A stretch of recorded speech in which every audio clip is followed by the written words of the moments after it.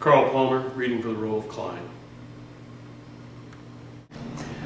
So I've tried to speed up the work in the orchard, Mr. Vice Prime Minister. Thank you, Victor. You're a pleasure to work with. Greetings to you all. Hi, Willem. Hi, Irina. Greetings, Patrick. So, congratulations. I'm so sorry you have to go and live in some village. But I couldn't put this construction work off any longer. You'll only be 100 versts away. Have you been to look at it? Is the countryside pretty? Will there be room enough for all of you? I see the carriage is already waiting. I'd prefer that we went to Gerard's. He's one of our family acquaintances. He's got a lovely house right here in town. Is he the one from Smith, Brown, Stapleton, Bronstein, and Stasinger Incorporated? I'm not certain, but I have the impression that he's about to land in a spot of trouble. I hear there was some funny business to do with real estate deals, tax evasion, that sort of thing. Gambachi gave me a rundown this morning. Gambachi? The one charged with having sex with animals? They never proved it. Now he's chief of police. May I tell you something of my plans for this place? I'm sorry, Patrick, but are you even aware that they interrogated me all night long? Gambachi's people? Probably. Certainly, yes, they probably were. May I share some of my plans for this place with you? I'm sorry, Patrick, but doesn't it seem a little odd to you that they came for me just yesterday evening? And then today, all those smears appeared in the keyhole?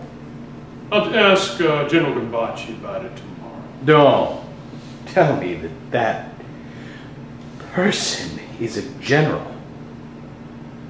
We had to give him a rank appropriate to his station. Otherwise, he wouldn't have the proper authority after that business with the young heifers.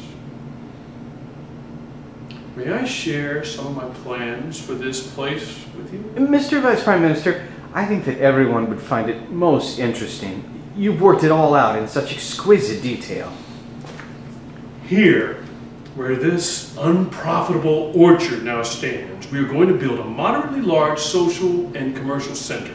It will have 3 cinemas, 5 stores, a massage parlor, a hairdresser's, a boutique, the editorial offices of the Keyhole, a butcher shop, a petrol station, a dance hall, a tattoo clinic, a cinema, an antique store, a butcher shop, and did I mention the editorial offices of the Keyhole? And 3 restaurants, including a Thai establishment. Over there, in the coach house, there will be a casino. Casinos are simply part and parcel of the times we live in, aren't they, Victor? They are, absolutely.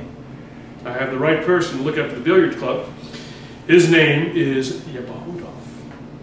And finally, over here in the villa, there will be a modern erotic entertainment club. The point is to fill the entire area with life all the time. And if during the day the public is preoccupied with shopping in the mall, then by evening this villa will grasp the baton of life. Of course, we'll have to adapt it a little.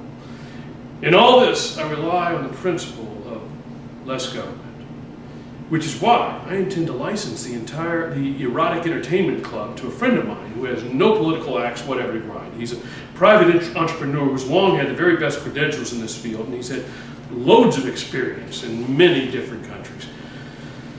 Hundreds of Ukrainian women owe their all to him. Are you referring to Gambachi's uncle? It's nobody's business whose uncle he is! I know it's inappropriate for me to interfere, but do you think we could do that line with a little more civility? It's nobody's business whose uncle he is. And what will you do now? Anything in the pipeline? You know how hard it is. I've given my life to politics. I might have an idea. How would you like to be an advisor to my advisor, Victor? An advisor? Yes, indeed. To your advisor? Yes, indeed. In other words, do I want to be an advisor to the former secretary of my former secretary? Well, when all is said and done, you understand how politics works, and since you've given your whole life to it, it would be a great pity if all that experience went to waste.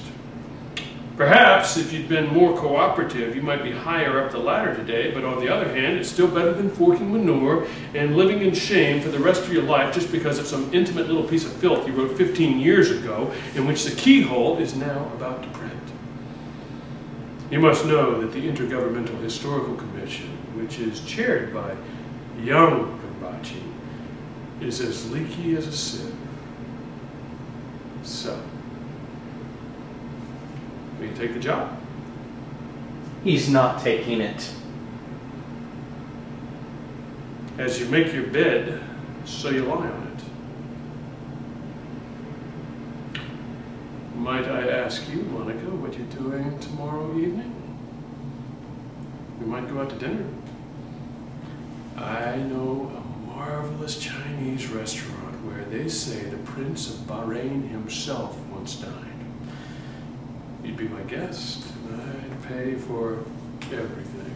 Food, the drink, food. I'm sorry, Mr. Vice Prime Minister, but by tomorrow evening I'll be in Paris. Jack Lang is expecting me after 8 at Du Magot, isn't he, Irina? I had to twist her arm, but Jack Lang isn't one to take no for an answer. He's always had a soft spot for Monica's. Are you going with her? Do you think I could just walk away from Willem at a time like this? What would he do without me? I'm sure he doesn't even know where the clothes pegs are. Bumblebees? Well, Monica, you go right ahead and have a good time in Paris. I trust your passport is in order.